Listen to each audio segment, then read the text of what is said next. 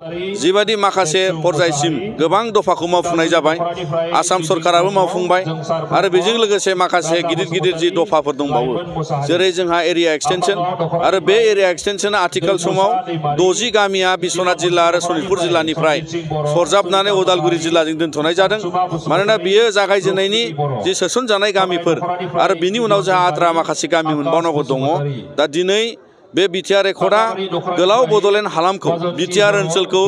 दिथा होनो थाखाय सिमा खानो थाखाय बे मोनसे खाबु आरो बे खाबुखौ लानानै दिनै जोङो दुलाराय बर' फरायसा आफादा बिनि सायाव हाबा मावगासिनो दङ आरो बायदि दिनै जोंनि समस्ति बारायनाय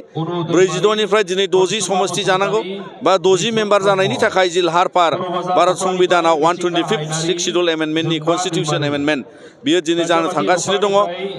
फैगोन फेब्रुवारि दानाव बेखौ लाबोसिगोन बियो दिनै भारत सरकारनि नखर मन्त्रि बिफाननि अमित शाह बिथांनियानो जोंनो फोरमायबाय आरो बिनि थाखायनो जों फोथायो जे बिटिआरनि गोहो फेहेरनाय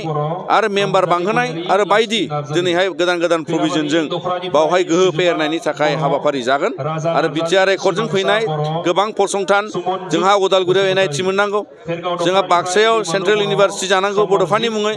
आरो बायदि फसंथानफोर जायफोरखौ दिनै सेन्ट्रेल गभर्नमेन्टआ गायसननांगौ बिनि सायाव दुलाराय बर' फरायसा आफादा जोङो नारसिनदों आरो बिथांमोनखौ फैबाय थानाय बाजेट सेसनाव उइथ बाजेट प्रभिजन बे गासै फसंथानफोरखौ जोंनो गायसननानै होनांगौनि थाखाय दिनै जोङो भारत सरकारखौ नारसिननाय जादों।